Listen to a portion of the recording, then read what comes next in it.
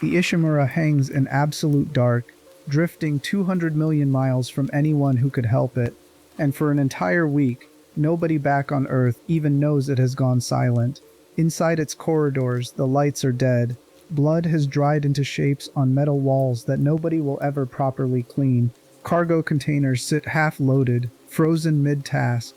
The way a city street looks the instant after an evacuation siren goes off, and everyone simply stops moving in whatever position they were standing in. Somewhere deep in the ship, a single video log keeps looping on a terminal nobody shut off. A young woman's voice breaking apart into static as she repeats one name, over and over, like saying it enough times might bring someone back. That name is Isaac. He has not arrived yet. When he does, he will spend the next several days fighting through one of the worst disasters in the history of deep space mining, and almost none of what destroys that ship will have started with him. It is worth sitting with that last sentence before going any further, because the entire shape of this story depends on understanding it correctly. Most retellings of this story begin the moment Isaac Clarke steps onto the Ishimura, treating everything before that point as backstory, rather than as the actual cause of what he walks into.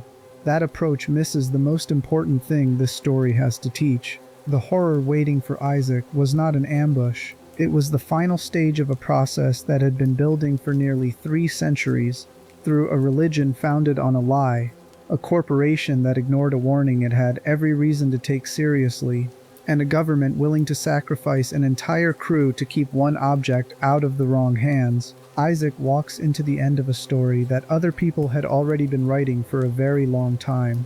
This video is not a walkthrough of what happens once Isaac sets foot on that ship. It is a complete accounting of the religion, the corporation, the government, and the individual human choices that built that disaster years before he ever arrived, examined through real psychology, documented institutional behavior, and verifiable history rather than just retold as plot. Every chapter pulls in something beyond the game itself: how real organizations fail, how real grief reshapes a mind, how real cults convince ordinary people to do things that should be unthinkable. By the end, you will understand why a buried alien artifact managed to do less damage on its own than the people who decided what to do once they found it. And you will understand it using the same frameworks researchers actually use to study disasters, cults, and grief in the world the rest of us live in. There is a thread running through every single decision in this story, made by colonists, captains, doctors, and entire governments. And we are going to keep pulling on it from 300 years before Isaac Clarke until the moment he finally escapes. None of these people needed to be told to lie to themselves. They were already doing it long before anything alien arrived to make the lying easier. What makes this story worth 3 hours of your night rather than a quick plot summary is watching exactly how far that lying can travel once it gets handed down from one institution to the next, gathering weight and justification at every stop along the way. If Dead Space is special to you in some way, drop it in the comments below to see if anyone else connects with that. Building something with the people who actually watch these videos is genuinely the best part of making them. If there's a game or a piece of lore you want covered next, leave that too. I'm always hunting for the next one to fall into. For now, get comfortable, dim the lights if you haven't already. This story does not begin on a mining ship. It begins almost 300 years earlier, at the bottom of the ocean, with a man who never wanted to start a religion, and with 2 of his colleagues who made sure that didn't matter. Chapter 1: The First Marker. Long before any ship called the Ishimura existed, a geophysicist named Michael Altman picked up a strange signal coming from underneath the Chicxulub crater, the same impact site where the asteroid that wiped out the dinosaurs once struck. He brought a research team down to investigate. What they pulled up from the seafloor was not debris from that ancient impact. It was a black, twisting artifact covered in inscriptions nobody could read, later given a name that would echo through every following chapter of this story. They called it the Marker. A research facility was built near the crater to study it. Almost immediately, people inside that facility started behaving strangely. Insomnia spread first, then paranoia, then a kind of religious certainty that the object had something profound to say if only someone listened hard enough. Some staff members began treating the artifact less like a discovery and more like a god. Altman, who never asked for any of this, watched scientists around him slide into a belief system that he did not share and did not trust. Picture the atmosphere inside that compound during those weeks, sealed underground, isolated from outside contact, every conversation gradually filling with the same handful of phrases about destiny and purpose. Isolated research stations and remote religious communes have produced this exact social pattern for as long as either has existed, long before anything supernatural needed to be involved. Cut a group of people off from outside contact, give them an unexplained event to organize their attention around, and a percentage of that group will reliably start building meaning out of whatever raw material is sitting closest to hand, fearing what the military intended to do with the artifact. Altman slipped away from the facility with research data and a recording of the marker itself, and made his way back to civilization to expose what the government had been hiding. He went public. For a brief moment, Altman became the man who proved humanity was not alone and that the government had been sitting on the evidence. It is worth pausing here because this is where the story almost goes the way you would expect a story like this to go. A whistleblower exposes a cover-up, faces consequences, and either wins or becomes a martyr for a cause he actually believed in. That is not what happened. What happened is stranger and far more cynical. Government forces recaptured Altman and brought him back to the research facility. There, in the chaos following his return, the marker triggered something nobody had anticipated. Dead tissue in the facility's labs began to reanimate. The first necromorphs in recorded history rose inside that building, slaughtering most of the remaining staff before Altman managed to escape the collapsing site. He sank the artifact back into the ocean himself, believing he had ended the threat for good. He had not ended anything. Two men inside that facility, a biologist named Stevens and a military officer named Markov, had already become devoted believers in the marker's power, convinced it represented genuine eternal life rather than a weapon nobody understood. They needed the rest of the world to believe the same thing, and a living scientist with doubts and data was not useful to that goal.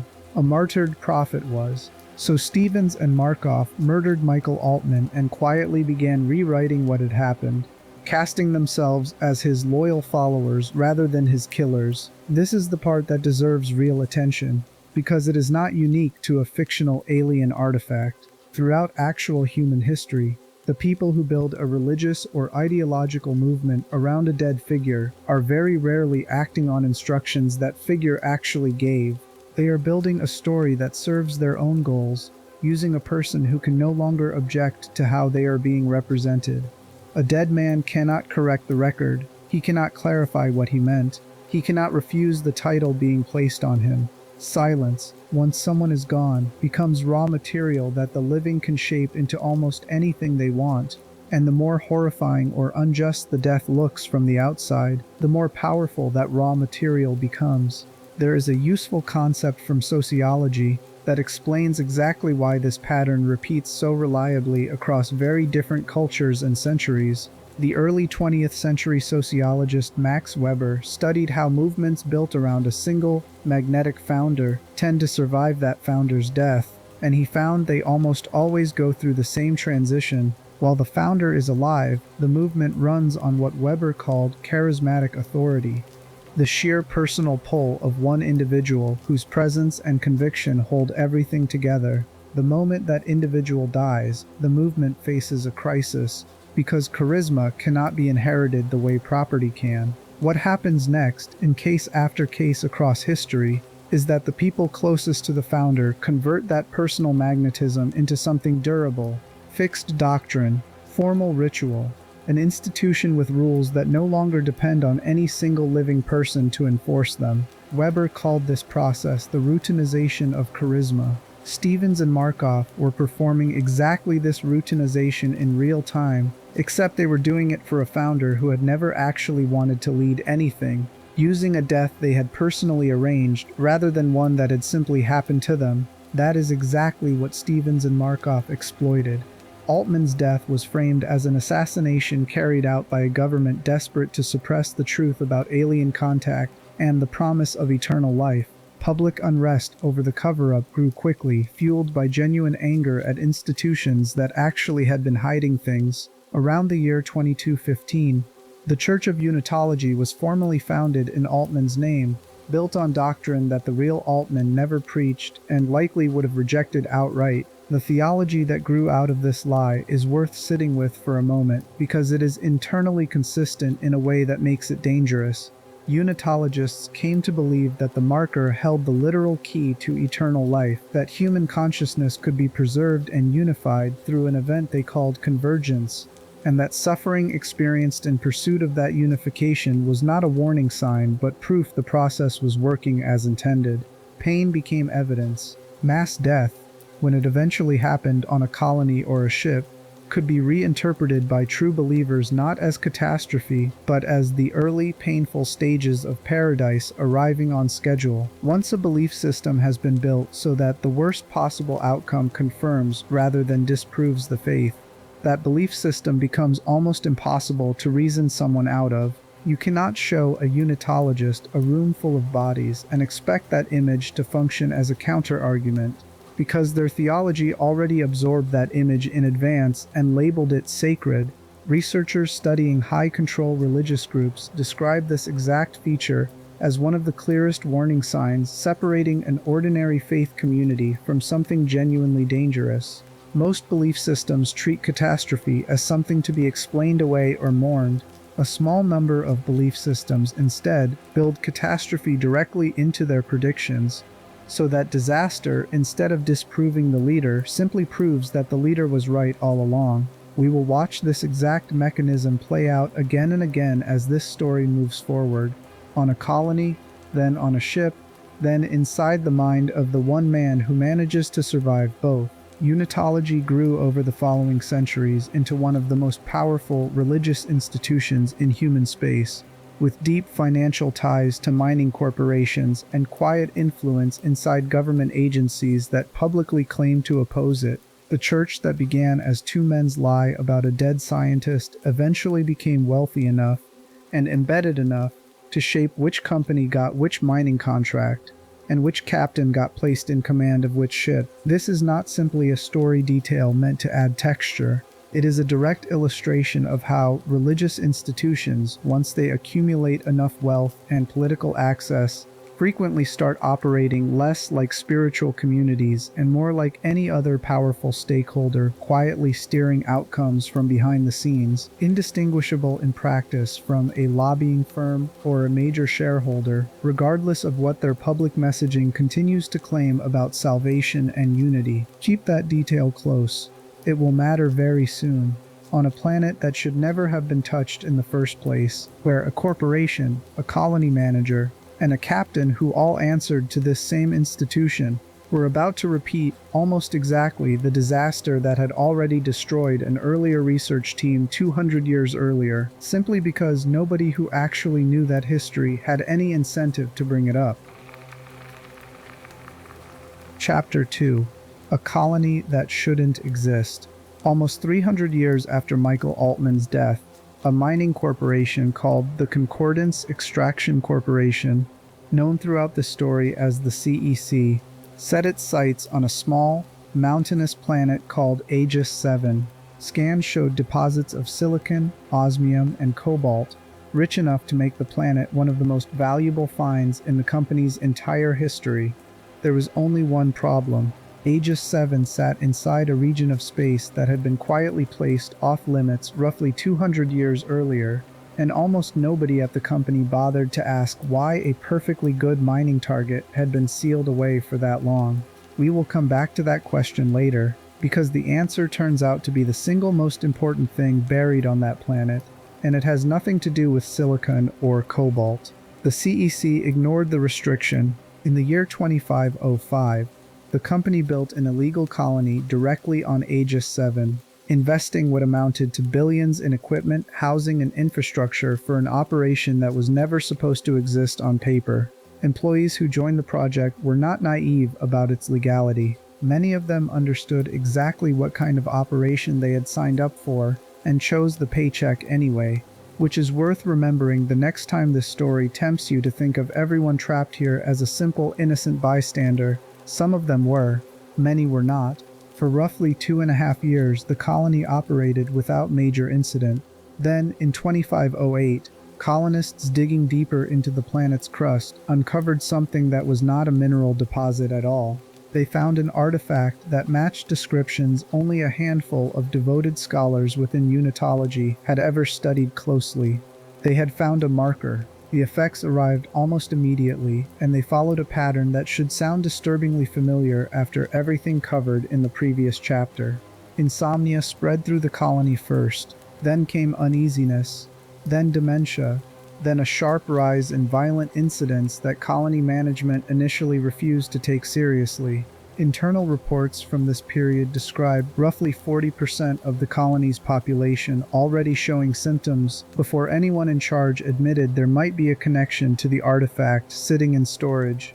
That is not a small number. That is nearly half a population already slipping, while the people responsible for their safety kept calling it an isolated personnel issue rather than what it actually was. This is worth slowing down on because it is one of the clearest, most human failures in the entire story, and it has almost nothing to do with aliens.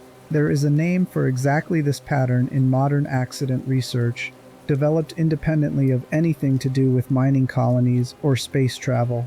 The sociologist Diane Vaughan studied the years leading up to the destruction of the Space Shuttle Challenger in 1986, when 7 astronauts died after a rubber seal in one of the rocket boosters failed in cold weather, and she found that engineers had actually flagged that exact seal as a known weakness on multiple earlier flights. Each time a flight launched successfully despite the flagged risk, the organization's internal sense of what counted as dangerous quietly shifted.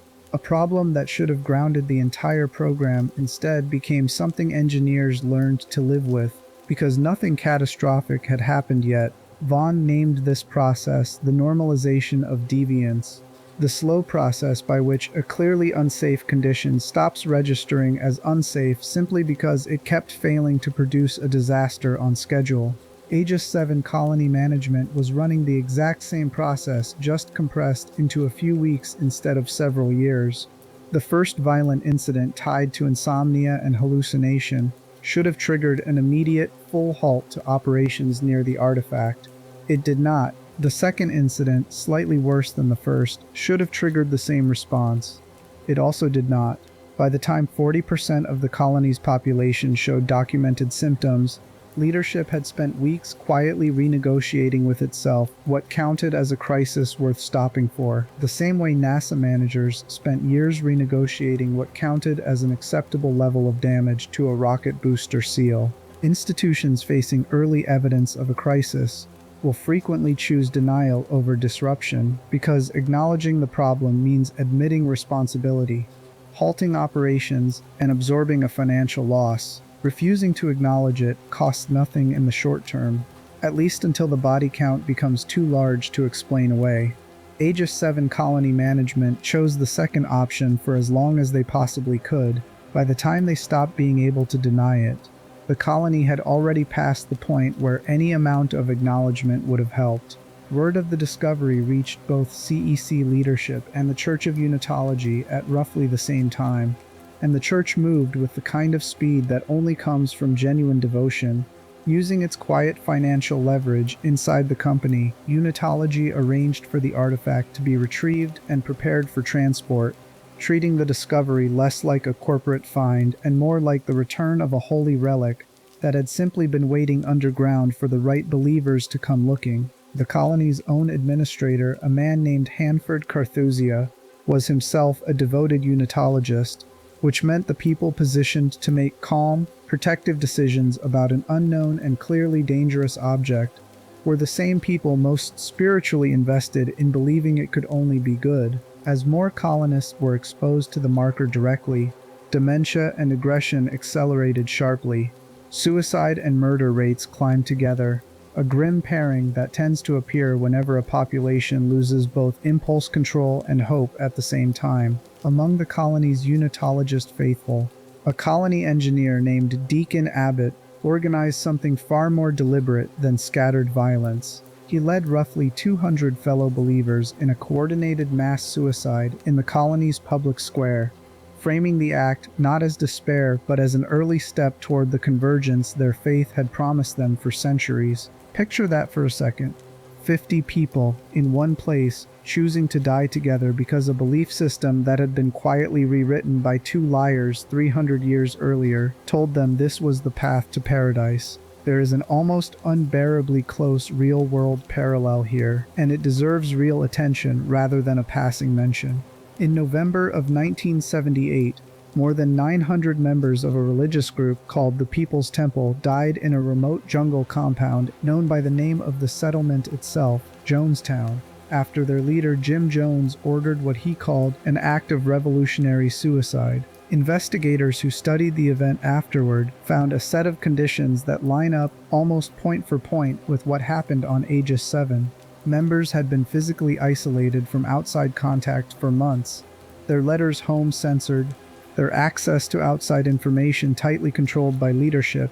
They had been rehearsed for the act in advance through what survivors called mock suicide drills conducted in the middle of the night, so that by the time the real moment arrived, the action itself had already been practiced into something closer to muscle memory than a genuine, fully conscious choice, and their leader had spent years building a theology in which persecution and suffering were not signs that something had gone wrong, but proof that the group's mission mattered enough to be targeted in the first place. Deacon Abbott did not need decades to build that same structure on Aegis VII, because unitology had already spent 300 years building it for him. The doctrine was sitting there ready to use the moment the marker's influence pushed him toward exactly the kind of crisis it was designed to reframe as victory. Researchers who study high control groups describe this as one of the clearest markers separating a coercive movement from an ordinary community of belief. In a healthy group, catastrophe tends to be treated as evidence that something needs to change. In a coercive one, catastrophe gets absorbed directly into the prophecy, so that the worse things get, the more confirmed the leader's authority becomes. Abbott's 50 followers were not acting against everything unitology had taught them. They were following its internal logic to a conclusion the religion's founders 3 centuries earlier had never explicitly written down, but had built every necessary ingredient for. The colony's situation deteriorated from there into full collapse. Strange organic growths, the kind of corruption that would later become horribly familiar to anyone who has played through this story, began spreading through ventilation systems both on the colony floor and aboard the ship now arriving in orbit above it. When evacuation finally became unavoidable, it happened in the worst possible way. An overloaded passenger shuttle, attempting to escape the ground-level chaos, crashed directly into the colony's shuttle bay on takeoff, destroying most of the remaining escape craft in a single accident and trapping a huge number of colonists who had nowhere left to run. What had been, only weeks earlier, a profitable and entirely ordinary mining operation had become a sealed tomb of insomnia, paranoia, mass suicide, and reanimated bodies, built on land that an earlier generation had marked off limits for reasons nobody at the company had bothered to investigate. The corporation that built this colony will not be the one that pays the steepest price for it. That price gets passed upward, to a ship that was only supposed to be doing routine mining work above a planet its own captain did not fully understand, and to a crew who had no idea their final assignment had already been decided by people they would never meet. Chapter 3: The Ship Before Isaac. The USG Ishimura was, by any measure, a genuine marvel of engineering. Built in the year 2446 by the Concordance Extraction Corporation, later known as the CEC, it became the very first ship of its kind, a vessel designed to do something no other ship in human history had attempted at that scale. Rather than mining a planet's surface the way smaller operations did, the Ishimura was built to crack entire planets open, tearing massive sections of crust loose with enormous gravity tethers and pulling the debris directly into the ship to be processed and stripped for resources.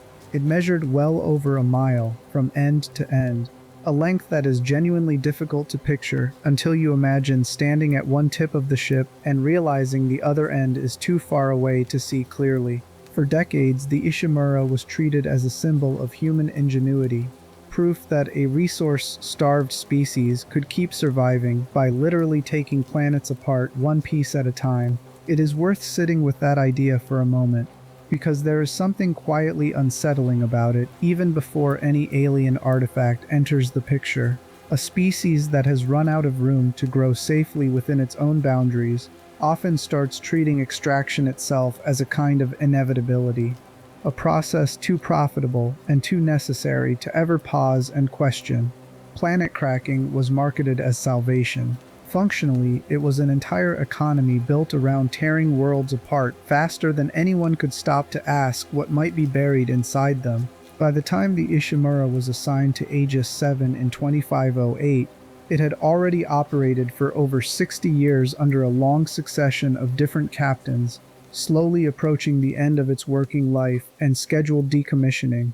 Its final mission was supposed to be a fairly standard operation, mining the planet the CEC had illegally claimed and quietly profiting from the find before anyone outside the company asked too many questions about how the land had been acquired in the first place. The man in command for this final voyage was Captain Albert Matthias, and his unitologist faith placed him in exactly the wrong position at exactly the wrong moment. When colony reports of a recovered marker reached the ship, Matthias did not treat the artifact with caution. He ordered it brought aboard the Ishimura immediately, following pressure from the church rather than any standard safety protocol a planet-cracking operation would normally follow. The ship's security chief, a woman named Alyssa Vincent, objected strongly to bringing an unknown and clearly dangerous object onto a vessel full of people. Dr. Terence Kine, a researcher aboard the ship, raised his own questions about what exactly they were dealing with. Matthias overruled both of them. There is a documented pattern in organizational psychology that explains exactly how a single leader manages to overrule two separate qualified warnings in the same breath without the rest of his command structure stepping in to stop him. The psychologist Irving Janis, studying a string of major foreign policy disasters, coined the term groupthink to describe what happens inside a tightly cohesive group when the desire for agreement starts to outweigh the willingness to voice real doubt. Members start self-censoring concerns that contradict what the leader clearly wants to hear. Dissenters get quietly recast, even inside their own minds, as disloyal rather than simply correct. Matthias did not need to silence Vincent and Kine through threats or punishment. The culture around him had already done most of that work, making it easier for everyone else aboard to simply let the captain's faith settle the matter, rather than risk being the second or third voice raising the same uncomfortable question. A no-fly order was put in place between the ship and the colony below, ostensibly for safety, though by that point, safety had already lost the argument the moment the marker came aboard. Crew members on the Ishimura began experiencing the same insomnia, depression, and creeping dementia that had already torn the colony apart, because the artifact did not require proximity to the surface to start its work. It simply required proximity to people. There is a real industrial disaster worth holding up directly against this decision, because the parallels are almost too exact to be comfortable.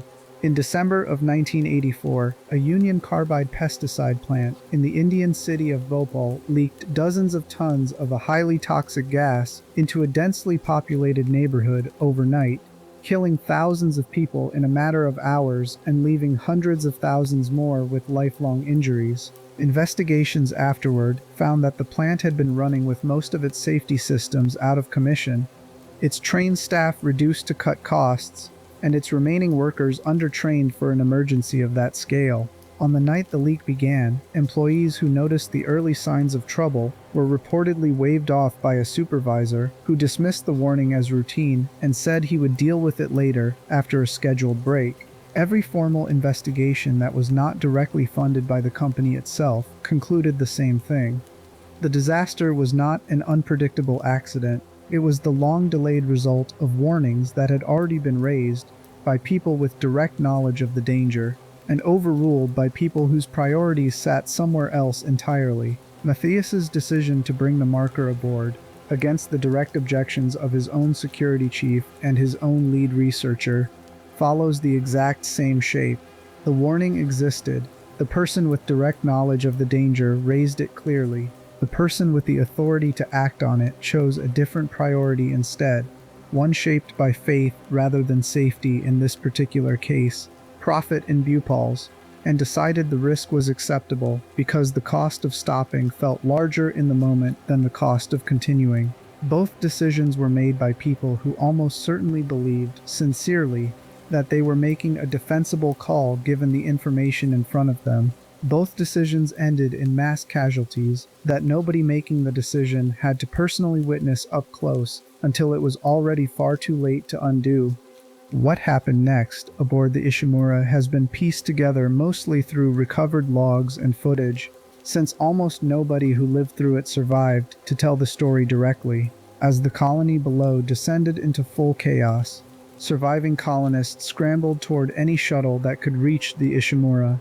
One of those shuttles carried a man named Colin Barrow, along with the body of his recently deceased wife, and an organism stowed away inside that body that nobody aboard the shuttle was aware of. That shuttle crashed hard into the ship's hangar bay on arrival, tearing a path of destruction that, almost unnoticed in the chaos, allowed something far worse than wreckage to slip free into the ship's lower decks. That organism made its way into the Ishimura's morgue, an area already stocked with exactly the kind of raw material it needed to start building an army. Reanimated bodies began moving through the ship's ventilation system, picking off isolated crew members in ones and twos, often in places too remote for anyone to hear what was happening. At first, the disappearances were written off as confusion, miscommunication, or crew simply being reassigned without proper notice. As entire decks stopped responding to communication, the truth became impossible to keep denying. Heavy machinery that required full crews to operate began grinding to a halt as its operators vanished one shift at a time, until critical systems across the ship started failing, not from mechanical fault, but from a simple lack of anyone left alive to run them. Captain Matthias died during this period in what surviving records only describe as a botched arrest attempt, with no further detail preserved about who he was trying to arrest, or why, or what exactly went wrong. That gap in the record is worth naming honestly rather than filling in with guesswork. We do not know what happened in his final moments, and pretending otherwise would only be inventing comfort where none currently exists. As the situation aboard the ship spiraled past any hope of containment, every escape pod on the Ishimura was mysteriously jettisoned with nobody aboard any of them, sealing off the one obvious way out for whoever might still be alive. Dr. Terence Kyne, watching the disaster consume the ship around him, made a desperate and almost unthinkable decision. He disengaged the Ishimura's engines, intending to send the entire ship plunging down into the planet's atmosphere, hoping it would burn up completely and take every infected body aboard down with it, rather than let the outbreak spread any further. It would have meant killing every remaining survivor along with every infected creature, a final brutal act of containment over rescue. Chief Security Officer Alyssa Vincent intercepted him before that plan could finish, trying instead to stabilize the engines and give whatever survivors remained a fighting chance at rescue rather than a controlled death. She failed to fully restore them. What she did manage in her final act was launch a distress signal out into open space before the outbreak finally caught up to her as well. That signal is the very same one that will eventually reach a small repair vessel called the USG Kellyan, carrying a systems engineer named Isaac Clarke toward a ship he believes simply needs maintenance work, and a girlfriend he desperately hopes is still waiting for him somewhere inside it. Everything covered so far explains exactly how a working mining vessel became a drifting tomb before Isaac Clarke ever boarded it. None of it explains who he actually was before that signal reached him, or why the woman whose voice keeps looping on that dying terminal had already stopped being able to answer him days before he even left home. Chapter 4. Isaac and Nicole. Before any of this touched Isaac Clarke directly, his life looked almost ordinary. He worked as a systems engineer, the kind of profession built around figuring out what has broken inside a complicated machine, and fixing it with whatever tools happen to be sitting nearby. That particular skill set, mundane on almost any other day, becomes the only reason he survives anything that is coming. Years earlier, Isaac had reportedly worked aboard the Ishimura himself before its final mining run. The detail matters more than it first appears. When Nicole Brennan, his girlfriend, was offered a promotion to senior medical officer with the freedom to choose her own posting, she leaned toward the Ishimura, partly because Isaac had once described working there, and she wanted to see the place that meant something to him. Their relationship had started through an unlikely connection. Nicole worked in psychiatric care, and one of the patients on her caseload was Octavia Clarke, Isaac's mother. Treating a patient's family member romantically would raise obvious ethical questions in any real clinical setting, and this story does not pretend otherwise. What it shows instead is how the relationship formed gradually, through proximity, shared concern, and the kind of trust that grows between two people who keep getting pulled into the same high-stress situation involving someone they both care about. Octavia's mental health had been unstable enough to require inpatient psychiatric care for an extended period. At some point, her condition appeared to stabilize, and Nicole made the clinical judgment that releasing her home, especially with her husband Paul returning from an extended tour, might support her continued recovery. Picture this as a kind of bridge being tested for the first time after long repairs.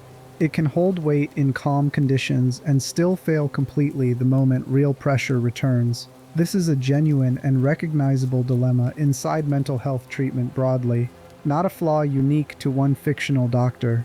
Clinicians constantly weigh the documented risks of prolonged institutionalization against the unpredictable risks of release, and no version of that calculation removes the risk entirely. Sometimes a patient improves at home, sometimes the improvement was tied tightly to a controlled environment that cannot survive contact with ordinary life again. For Octavia, the second outcome turned out to be true. Sometime after returning home, her condition deteriorated again, more severely than before. In an act driven by acute psychosis, she killed her husband Paul, and then took her own life shortly afterward. When the news reached Isaac, he was already separated from Nicole by enormous physical distance. She had left for the Ishimura roughly 6 months earlier, encouraged in part by Isaac himself, who had pushed her to take the assignment because it represented a real advancement in her career. Grief tends to look for somewhere to land, and Isaac's grief landed squarely on the one person not physically present to defend the decision in the moment it was made. He called Nicole and blamed her directly for what happened to his parents, telling her, in effect, that her clinical judgment had killed them. Wounded and furious, she ended the call, leaving both of them isolated by an event that neither one had actually caused alone. There is a specific, well-documented psychological mechanism worth naming here, because it explains exactly why Isaac's blame landed where it did, rather than somewhere more diffuse and harder to point at. The psychologist Baruch Fischhoff spent much of his career studying what happens to a decision once its outcome is already known. And he found something remarkably consistent across very different fields, from medicine to military planning to financial forecasting. Once people learn how a decision turned out, they consistently overestimate how predictable that outcome actually was beforehand, judging the original choice far more harshly than the information available at the time could have justified. Fischhoff called this hindsight bias, sometimes described more plainly as the knew-it-all-along effect. Nicole's decision to release Octavia looked, after the fact, like an obviously reckless gamble. In the moment she actually made it, working from the clinical information she had at the time, it was a defensible, fairly ordinary judgment call of exactly the kind psychiatric professionals make constantly. Isaac was not reacting to the decision Nicole had actually made. He was reacting to the decision as it looked once its worst possible outcome had already happened, which is a profoundly different and far less fair thing to judge someone for. There is also a broader psychological need underneath this particular kind of blame, one that shows up reliably whenever a death feels sudden and senseless. The psychologist Melvin Lerner spent decades studying what he called the belief in a just world, the deep, mostly unconscious assumption that good and bad outcomes in life are generally distributed according to what people deserve. rather than scattered unpredictably by chance and circumstance. When something terrible happens for no clean, assignable reason, that assumption comes under direct threat, and people will often go looking for someone to hold responsible, simply to restore the sense that the world still makes some kind of sense. An assignable cause feels more bearable than the far more frightening alternative, which is that terrible things sometimes happen with no clean explanation waiting at the end of them. Nicole had made a defensible clinical decision using the information available to her at the time. That defensibility did nothing to protect her from becoming the person Isaac needed to blame in the exact moment his world came apart. Keep this particular pattern close. It returns later in a far darker form, once an alien artifact starts deciding exactly who gets to appear inside Isaac's mind, and why. Communication between the two of them never fully recovered after that call. Distance, grief, and an apology neither one quite managed to offer settled into the space between them, the way unresolved arguments often do for people who never find the right moment to repair what broke. Then, without warning, a message arrived. Nicole's voice, fractured by static and clearly recorded under enormous strain, reached Isaac through channels that should not have still been functioning. She offered no detailed explanation of what was happening aboard the ship. She simply made it clear that something had gone badly wrong, and that she needed him. Isaac volunteered immediately for a small repair crew being sent to investigate the Ishimura's sudden communications blackout. He told almost no one his real reason for going. Officially, this was routine maintenance work, a systems engineer dispatched to diagnose a malfunctioning vessel. Underneath that official cover sat a grieving man who had lost his entire family to a tragedy he had never properly processed, chasing the one remaining relationship he had not yet allowed himself to lose for good. This is worth sitting with before the ship even comes into view, because it reframes everything that follows. Isaac does not walk onto the Ishimura as a soldier, a trained security officer, or even someone fully briefed on the danger waiting for him. He walks in as a guilt-soaked, grieving man, clinging to the hope that one specific person aboard might still be alive, might still want to see him, and might give him a chance to undo the worst conversation of his life. Whatever else the marker turns out to be capable of, it did not need to manufacture that particular vulnerability. Isaac brought it aboard fully formed. The moment he stepped onto the Kellion, carrying both the unresolved blame he had placed on Nicole and the unspoken hope that placing it had somehow been unfair, a contradiction that no amount of engineering training had prepared him to resolve. Chapter 5: Arrival. The USG Kellion approached the Ishimura with a crew of 6 aboard: Isaac Clarke, computer specialist Kendra Daniels, Chief Security Officer Zach Hammond, and 3 additional crew members, including Corporal Chen. From a distance, the planet Cracker looked wrong before anyone could explain exactly why. Most of its running lights sat dark, leaving a ship over a mile long drifting in something close to total silence. Attempts to raise the Ishimura on comms returned only a brief, garbled transmission that left everyone aboard the Kellion confused rather than reassured. Kendra suspected a damaged communications array and pushed for an immediate landing to inspect the problem directly. As the automatic docking sequence engaged, debris orbiting the Ishimura struck the Kellion, knocking the smaller ship off its guided path and putting it on a collision course with the larger vessel's hull. Hammond ordered the blast shields raised. Convinced the ship could still land safely despite a damaged guidance tether, Kendra called the attempt suicidal and pushed to abort. Hammond insisted they would make it. The Kellion crashed into the Ishimura anyway, though everyone aboard somehow survived the impact. Pause here for a moment, because this small disagreement matters more than it looks. Hammond is the company man, trained to push through obstacles and complete the mission regardless of how the conditions shift around him. Kendra is the cautious skeptic, the one reading the warning signs correctly and getting overruled anyway. This exact dynamic, a confident leader pressing forward against a subordinate's accurate read of rising danger, repeats constantly in real disaster case studies, from mining collapses to spacecraft failures. Being right about the danger and being listened to about the danger are 2 completely separate problems, and disasters tend to happen in the gap between them. It is worth noticing that this is the same basic shape as the disagreement between Matthias, Vincent, and Kine back when the marker was first brought aboard. Different people, different stakes, the exact same failure of a warning to actually change a leader's mind once that leader had already committed to a course of action. Once aboard, Isaac interacted with a console that brought up a hologram showing extensive damage scattered throughout the ship's systems. As the air vents in the flight lounge powered up, restoring airflow for the first time in what was clearly a long while, the Ishimura's quarantine system triggered without warning. Alarms sounded. Most of the lights in the area shut off. Every door in the room locked at once, sealing Isaac away from the rest of his crew inside the same space. Hammond, trying to keep the situation calm, suggested the quarantine had likely been triggered by nothing more than a malfunction during the air filtration restart. It is worth noticing how quickly that explanation arrived and how badly it underestimated what was actually happening. Researchers who study how real people behave during real emergencies have a specific name for this exact reflex. It is called normalcy bias, the well-documented human tendency to default toward the most mundane available explanation for an ambiguous warning sign, even as the evidence stacking up around that explanation grows harder and harder to justify.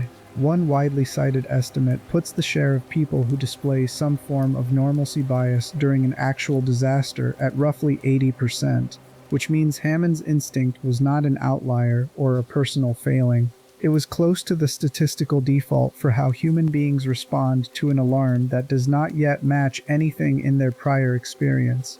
Studies of the evacuation from the World Trade Center towers on September the 11th, 2001, found that a large majority of survivors, somewhere around 70%, stopped to talk with coworkers or call someone else before actually beginning to evacuate, a behavior researchers call milling, where people gather information and check in with others before accepting that the situation is real. Hammond's instinct to blame a filtration glitch was not stupidity. It was a deeply human response to a situation no training program had ever prepared him to recognize for what it actually was, and it placed him squarely inside the most common reaction pattern disaster researchers have ever documented. The mundane explanation did not survive long. Moments later, a creature with long, blade-like arms dropped out of an air vent and attacked Corporal Johnston from behind.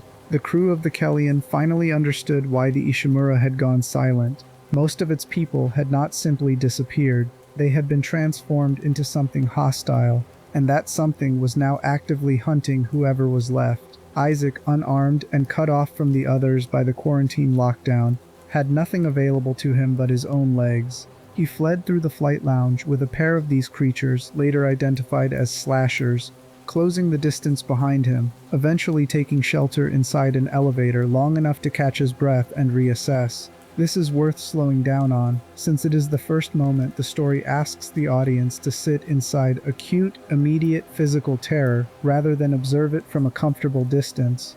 More than a century ago, the physiologist Walter Cannon described a specific, automatic bodily response to sudden, life-threatening danger, a cascade of stress hormones that prepares the body to fight or to run with almost no conscious decision required, a process now commonly known by the phrase he helped popularize, fight or flight. That response produces a recognizable set of effects regardless of who the person is or what training they have. Tunnel vision narrows the visual field toward the most immediate danger. Time perception distorts, often stretching seconds into something that feels far longer. Fine motor control degrades sharply while gross motor function, the kind needed for running, sprints into overdrive. None of that requires an alien artifact to explain. It is simply what a human nervous system, the same one Walter Cannon was describing in laboratory experiments on cats and dogs in the early 1900s, does when it correctly registers that it might die in the next few seconds. Once Isaac found brief safety, he located a tool that would define the rest of his survival on this ship. A plasma cutter, designed originally for mining work, repurposed here as the only weapon available to a man with no military training and no other option. There is something worth naming about that detail before moving forward.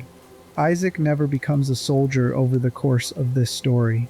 He remains, mechanically and psychologically, an engineer the entire time, solving every threat in front of him the same way he would solve a broken machine, by identifying the weak point and applying targeted force exactly there. The horror of this story is not really about a man learning to fight. It is about a man who never stops being himself, even as everything around him stops behaving like anything sane. With the plasma cutter in hand, Isaac worked to repair the ship's broken tram system so he could rejoin Hammond and Kendra, removing a damaged tramcar from the line and installing a replacement data board to restore function. Once reconnected with the others, Hammond directed him back to the Kellyan to retrieve a set of damage reports needed to understand what they were actually dealing with. While Isaac was aboard, the Kellyan exploded violently, nearly killing him in the blast and destroying the one ship that might have offered an easy way out. Whatever chance existed to simply turn around and leave had just been taken away by an explosion nobody aboard had time to fully explain. With retreat no longer an option, Hammond and Kendra gave Isaac his next objective. They needed the captain's rig access codes stored in the medical deck to unlock the information and clearance required to understand what had actually happened aboard this ship, and what, if anything, could still be done about it. Chapter 6: Learning the Shape of the Disaster. Isaac made his way toward the medical deck through corridors that told their own story without anyone needing to narrate it. Equipment lay overturned, dried blood marked walls in patterns that suggested struggles rather than clean deaths. Every room carried small, specific evidence of routines interrupted mid-motion. A half-finished repair here, an open locker there, the kind of detail that makes a disaster feel less like an abstraction and more like something that happened to actual people going about an ordinary shift. Retrieving Captain Matthias's REG codes gave the crew clearance into restricted systems and a clearer picture of how badly the situation had already deteriorated before they ever arrived. Hammond and Kendra, meanwhile, attempted to reach the ship's bridge using the tram system Isaac had just repaired, only to be separated from each other after an encounter with one of the smaller, fast-moving necromorphs known as a leaper. Kendra fled and eventually found refuge inside the ship's computer core, a location that would matter again later for reasons nobody in this chapter understands yet. Hammond's experience during this stretch deserves particular attention because it introduces something far more disturbing than a physical threat. While moving through the ship, Hammond found himself stalked by a creature that closely resembled Corporal Johnston, his crewmate who had already died in the earlier attack. The resemblance disturbed him enough that he hesitated, unwilling to simply treat the thing chasing him as a monster rather than a friend. Eventually, he managed to trap the creature inside a damaged escape pod and jettison it into space rather than confront it directly. He could not bring himself to look at what had once been Chen and finish what needed finishing. This is the first real sign of something this story has been quietly building toward since the moment the Ishimura went dark. The marker's influence does not simply create hostile creatures out of dead bodies.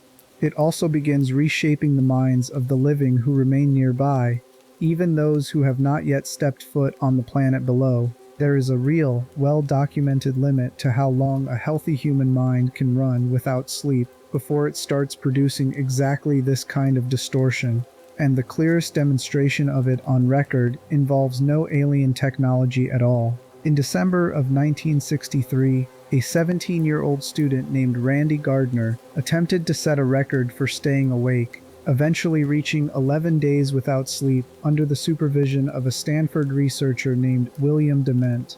By day 4, Gardner had already begun reporting genuine hallucinations, mistaking ordinary objects for things they were not.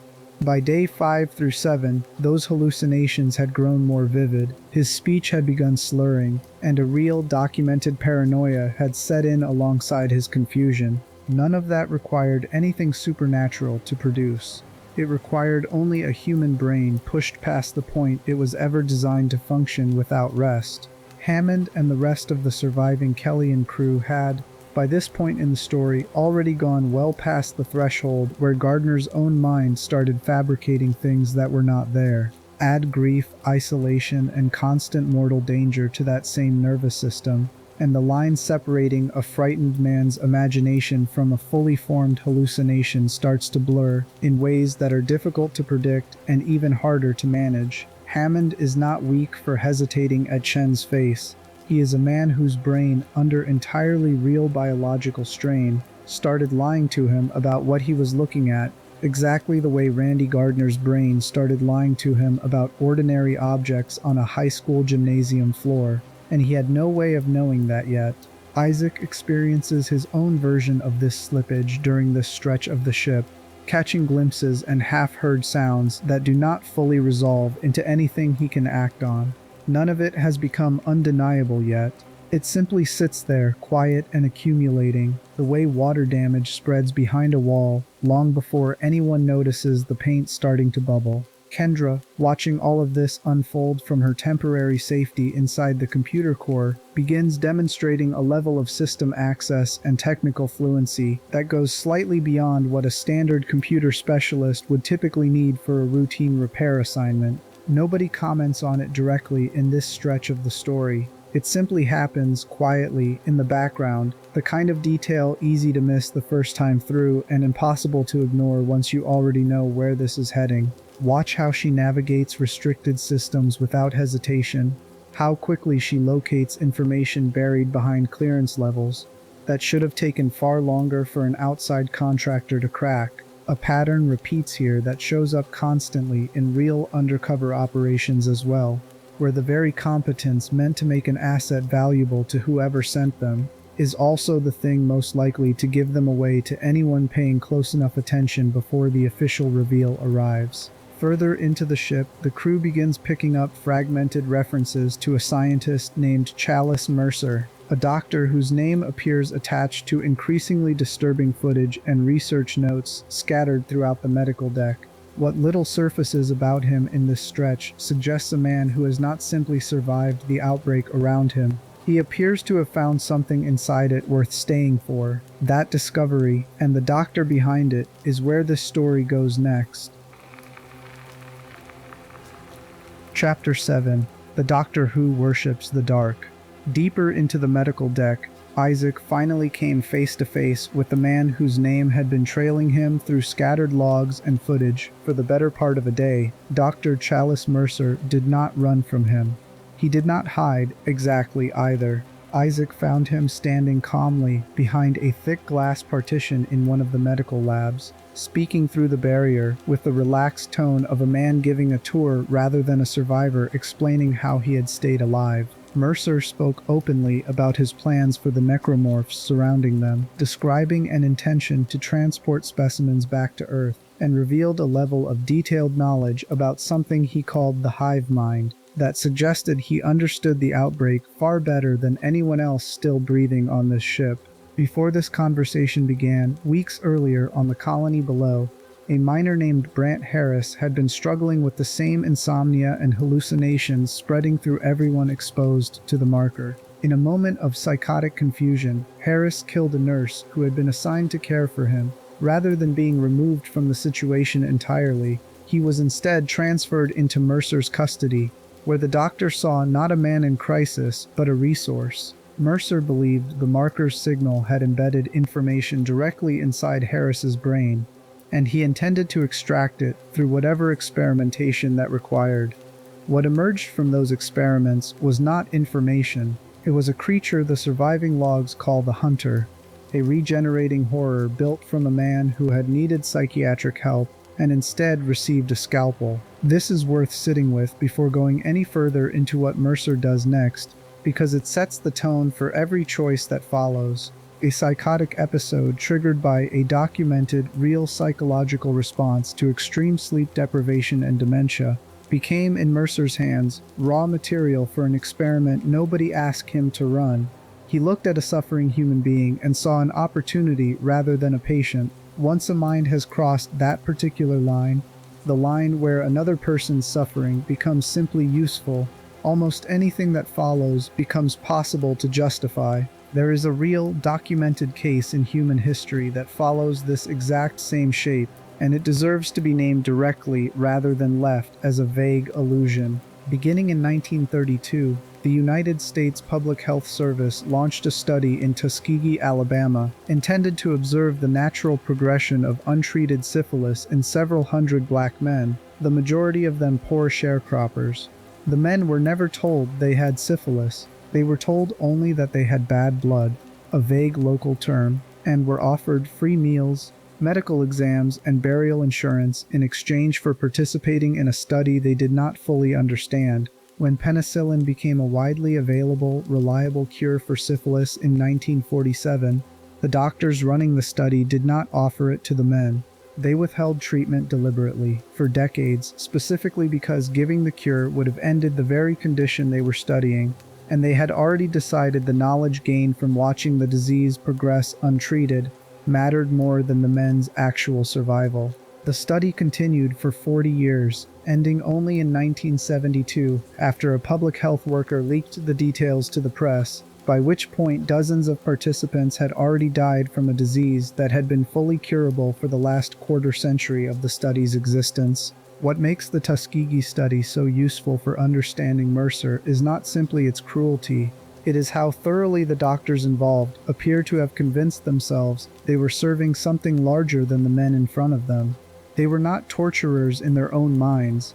They were researchers, advancing knowledge that would benefit humankind, men in white coats following a methodology rather than committing an atrocity. Psychologists studying how ordinary, often genuinely intelligent people end up committing extraordinary cruelty have identified a small set of mental shortcuts that make this kind of crossing easier, sometimes even comfortable. One of them involves relabeling harmful acts in language that hides what they actually are, turning torture into research, turning a victim into a specimen, exactly as the Tuskegee researchers turned dying men into a 40-year-long study population, rather than a humanitarian emergency demanding intervention. Another involves shifting responsibility away from yourself and onto something larger, a mission, an institution, or in Mercer's case, an entity he had already decided was divine. A third involves slowly stripping the humanity out of the person being harmed,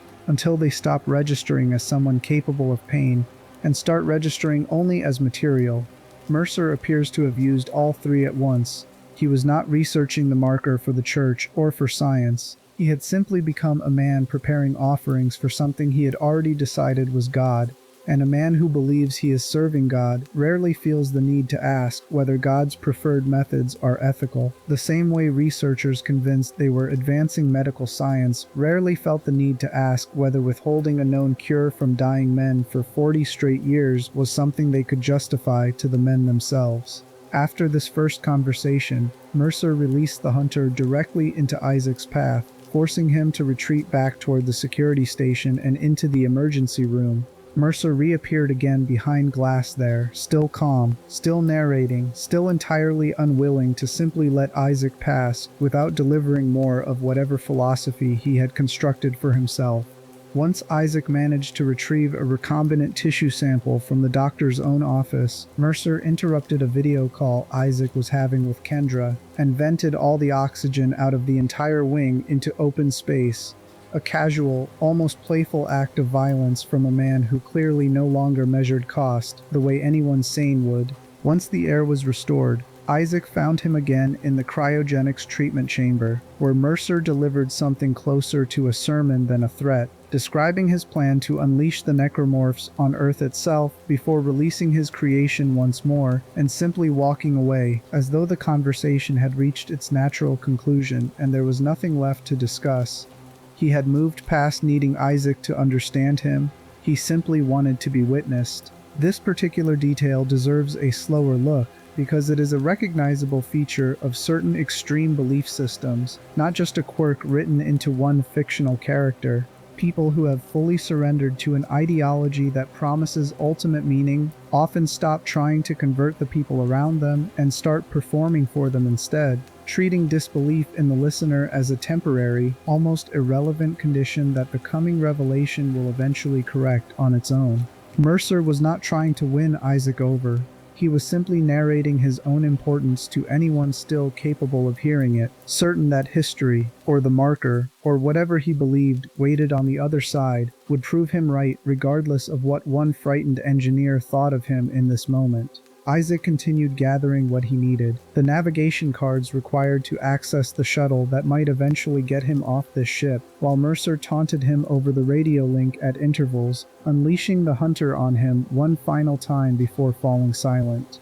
Isaac finally put the creature down for good using the test ignition of the executive shuttle's engines, burning it apart in a blast of exhaust that no amount of regenerative tissue could repair. It is worth noting plainly here that this is one of the only moments in the entire ship where Isaac's engineering background becomes the literal weapon rather than just a metaphor for his problem solving. He did not outshoot the hunter. He understood the machine well enough to turn it into a furnace. With his creation finally destroyed, Mercer made contact with Isaac one last time, inviting him to come and witness what he described as the face of God before submitting himself willingly to one of the infectors crawling through the wreckage of his own lab. Isaac later found what remained of him only a few rooms away, a headless, mutilated body, with the very infector that had claimed him still nearby, already beginning the process of remaking what was left into something new. Pause on that image for a moment before moving forward,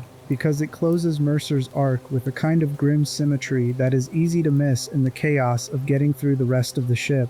A man who spent his final days treating other human beings as raw material for transformation ended his own story exactly the same way, handed over willingly to the same process he had inflicted on Grant Harris and on every other victim scattered across his lab. Mercer never escaped what he built. He simply became the last ingredient in it. In much the same way the doctors at Tuskegee never escaped what their own study revealed about them, no matter how many decades passed before the world finally found out. What he leaves behind is not just a body and a destroyed creature. It is the first hard evidence Isaac has encountered that the marker's influence does not require weakness or stupidity to take hold. It requires only the right kind of certainty, applied to the wrong kind of object, by someone with enough intelligence and enough isolation to follow that certainty all the way to its conclusion. Isaac is about to learn that this same certainty has already been quietly shaping his own mind for longer than he realizes, and far more gently than anything Mercer ever did to anyone in that lab. Chapter 8. The Mind That Won't Stop Lying. There is a detail buried inside the structure of this story that most people only notice after they already know the ending, and it is worth bringing it forward early here rather than saving it as a twist, because it changes how every earlier chapter should be understood. The original telling of this story divides itself into 12 chapters, and if you take only the first letter of each chapter's title in order, they spell out a single sentence: Nicole is dead. Help her. The story is quite literally announcing its own central secret in plain sight from the very first chapter, hidden in a place almost nobody thinks to look until they already know what they're looking for. That detail matters because of what it reveals about how this story wants to be understood. This was never built as a mystery designed to surprise you at the last possible second. It was built as a slow, almost compassionate unveiling of something the audience could have known from the start, the same way grief itself often works for the people actually living through it. You do not usually discover that someone is gone all at once, fully and completely, in a single clean moment. The knowledge arrives in pieces, denied and half accepted, and denied again, long before the mind finally agrees to hold the whole truth at once. Isaac's hallucinations of Nicole did not begin as monstrous things. Early in the story, she appears calm, helpful, oriented toward keeping him moving and keeping him alive. She guides him toward objectives, reassures him in small ways, and behaves, in almost every visible respect, like a woman who is simply still alive somewhere on this ship, frightened and waiting for him to find her. This is worth taking seriously rather than dismissing as a simple plot device, because it reflects something genuinely documented in real grief research, rather than something invented purely for horror. In 1971, a physician named Dewey Reese published the results of interviews he had conducted with 293 widowed people from his rural medical practice in Wales.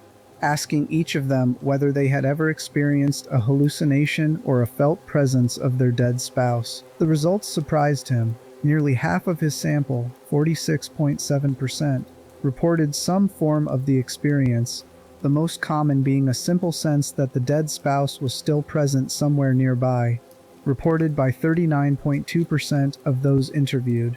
14% reported a genuine visual experience, seeing the person clearly enough to register as a real perception rather than a vague impression.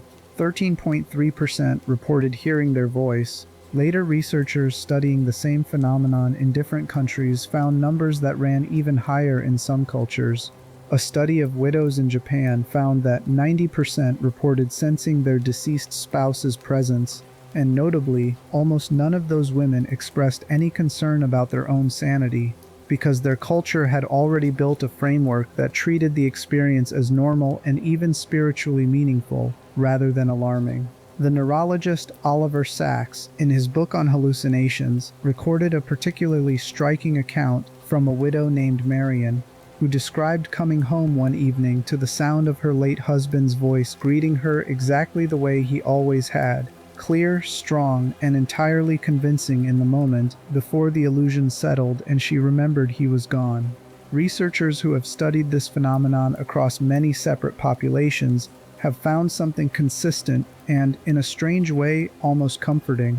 More than 2 out of every 3 widowed people who experience these hallucinations describe them as pleasant or genuinely helpful, rather than distressing, providing comfort, reducing isolation, and in some documented cases, even helping the bereaved person work through specific guilt they had been carrying about the relationship before the death occurred. This is worth taking seriously rather than dismissing as a simple plot device, because it reflects something genuinely documented in real grief research, rather than something invented purely for horror. Clinicians who study bereavement have repeatedly found that a significant portion of people who lose a spouse or partner report sensing that person's presence afterward, sometimes hearing their voice, sometimes feeling watched over, occasionally even seeing them clearly enough to mistake them for physically present.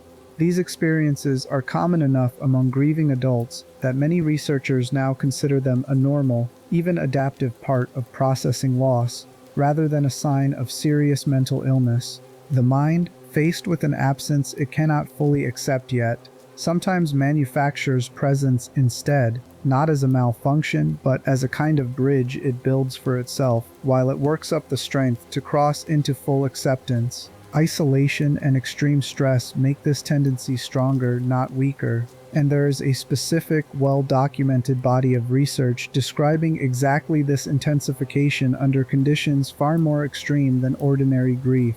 In 1916, the explorer Ernest Shackleton and 2 companions crossed an unmapped, glacier-covered mountain range on South Georgia Island, exhausted, frostbitten, and on the final desperate leg of an escape from an Antarctic expedition that had already cost them their ship. Shackleton later wrote that during that 36-hour crossing, it often seemed to him that they were 4 people, not 3.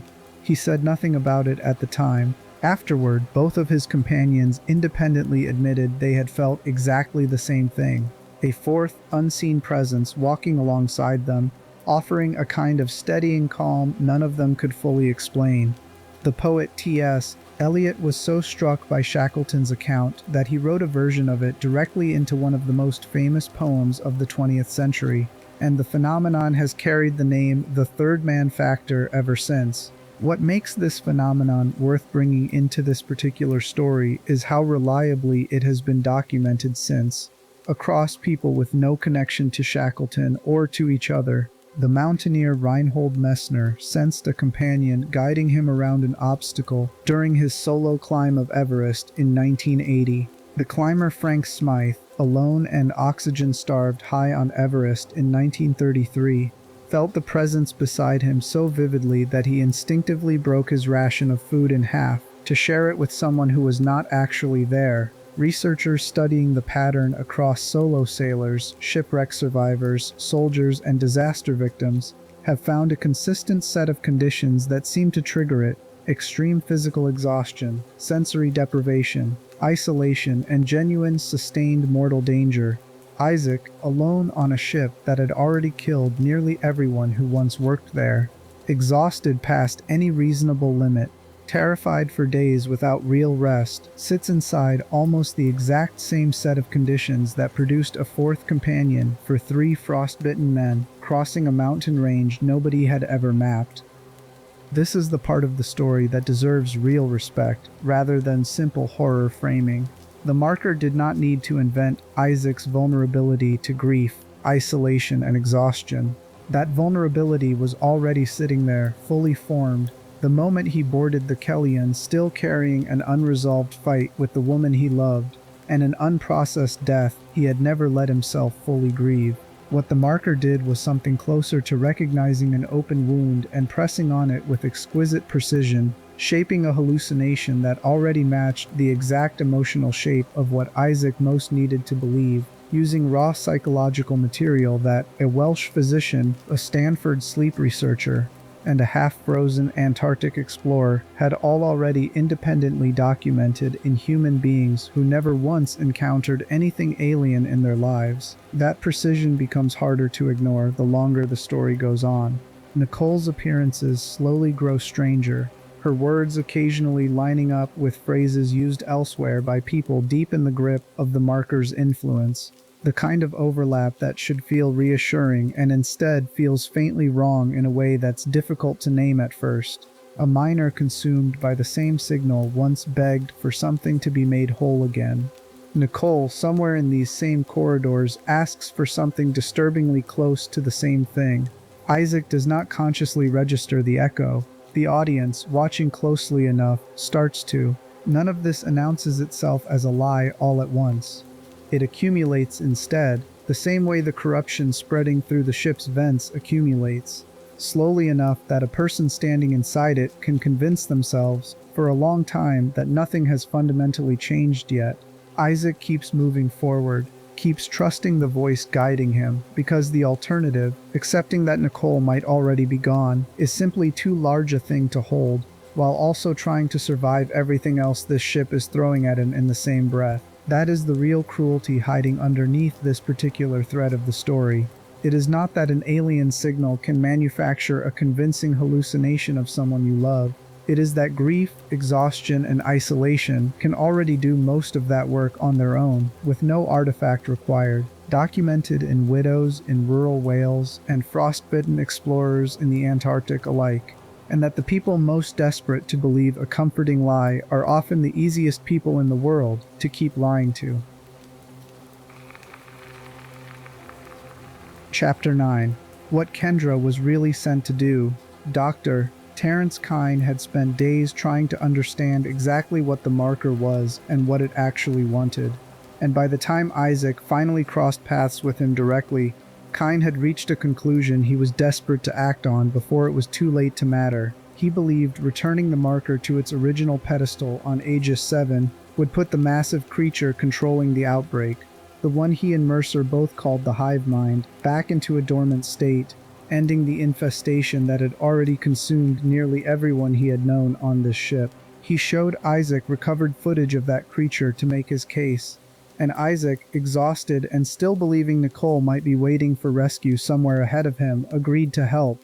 The plan required real cooperation under pressure. Kyne offered to distract Mercer for as long as he physically could, buying Isaac the time needed to destroy the last remaining growth of corruption blocking their path, install a critical component onto the executive shuttle, load the marker aboard, and prepare everything for a final launch toward the planet below. Before disappearing to hold up his end of the plan, Kyne thanked Isaac quietly, then walked off into the ship's maintenance hall. Seemingly accompanied by someone named Amelia, Isaac could not follow him through the sealed door beyond that hallway. And what exactly Kyne experienced in those final private moments remains something the surviving record simply does not explain. Amelia, it turns out, had been Kyne's wife. Whether what he walked toward in that hallway was comfort, hallucination, or something closer to both at once is left genuinely unclear, and it would be dishonest to pretend otherwise. With the shuttle finally ready and the marker secured aboard, Isaac believed the worst of this particular ordeal was behind him. It was not. As Kyne attempted to board alongside him, Kendra Daniels, who had been hiding aboard the ship the entire time, shot him in the chest without warning. Kyne died there in the doorway of the very escape he had helped build, reaching toward whatever or whoever he saw in his final seconds, while Kendra moved immediately to take the marker for herself and flee. What Isaac learns in this exact moment recontextualizes nearly everything Kendra has said and done since the Kellyan first crashed. She was never simply a computer specialist assigned to a routine repair mission. She had been working undercover for EarthGov from the start, sent specifically to recover the marker and prevent it from falling into anyone else's hands, including the very crew she had spent days appearing to help survive. Her technical skill, her unusual access to restricted systems, her quiet competence under pressure that occasionally felt slightly too capable for the role she claimed to hold.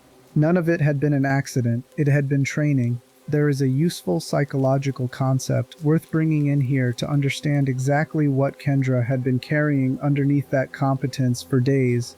The psychologist Leon Festinger, studying how people respond when two strongly held beliefs or behaviors directly contradict each other, coined the term cognitive dissonance to describe the genuine mental discomfort that arises in that situation, and the often surprising lengths people will go to in order to resolve it.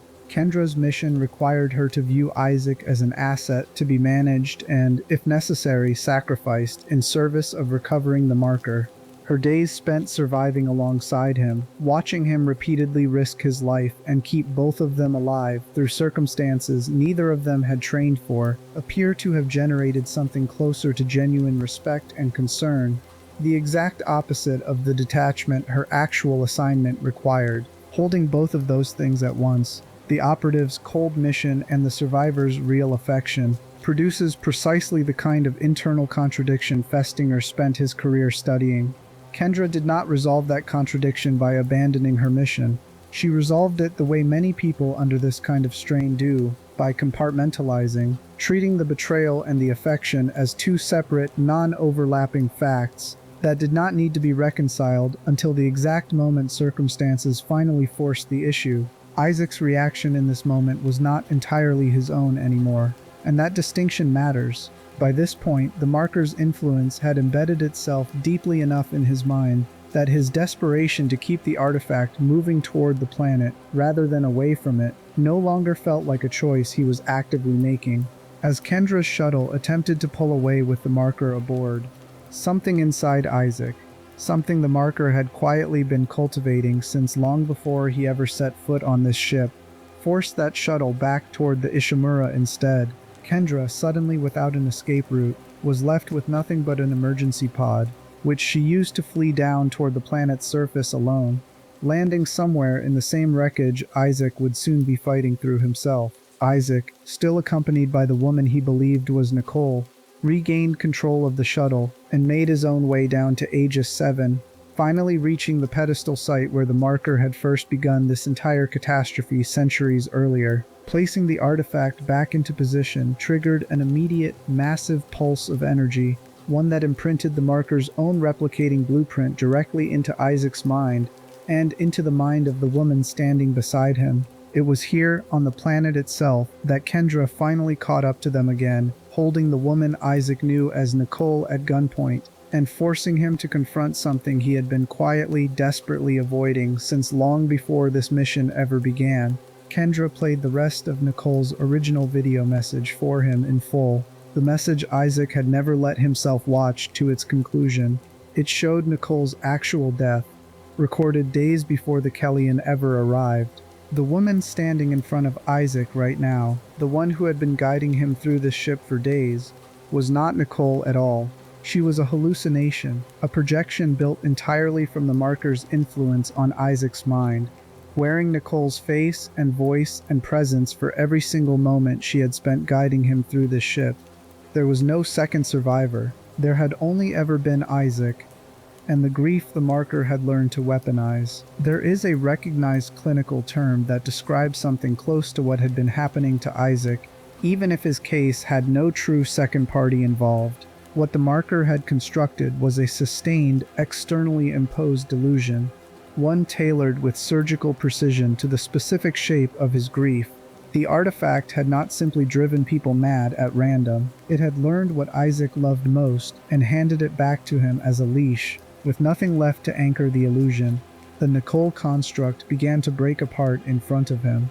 Isaac had no time to process what that meant before Kendra turned her attention back to the marker and the planet's surface continued pulling itself to pieces beneath them. When he reacted with horror, Kendra told him plainly that it was better this way, that neither of them would have ever recovered from what the marker had just finished doing to both of their minds.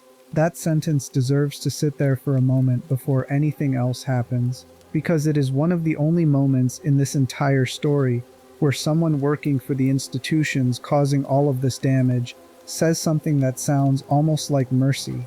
Kendra was not lying when she said it. She also was not finished using Isaac, the marker, or the chaos in front of her to finish the job she had actually been sent here to do. Whatever genuine compassion existed in that sentence, it did not stop her from immediately turning her attention back to the artifact she had been ordered to recover from the very beginning, with the planet's surface already beginning to shake apart around all three of them. Chapter 10, Down to Aegis VII. With the marker's pulse still echoing through the ground beneath them, Isaac turned his attention to the gravity tethers that had once held an enormous section of Aegis VII's crust suspended above the colony, the same tethers that had only recently been disabled by the wave of energy the marker had just released. If those tethers stayed down, that massive chunk of rock had nowhere to go but straight onto everything still standing below it. Isaac moved to restart them, working against a clock he could feel rather than see, only to be stopped cold by Kendra, who had recovered enough composure in the chaos to steal the marker from him a second time. Removed once more from its pedestal, the artifact severed its connection to the creature controlling this entire outbreak, and the result was immediate.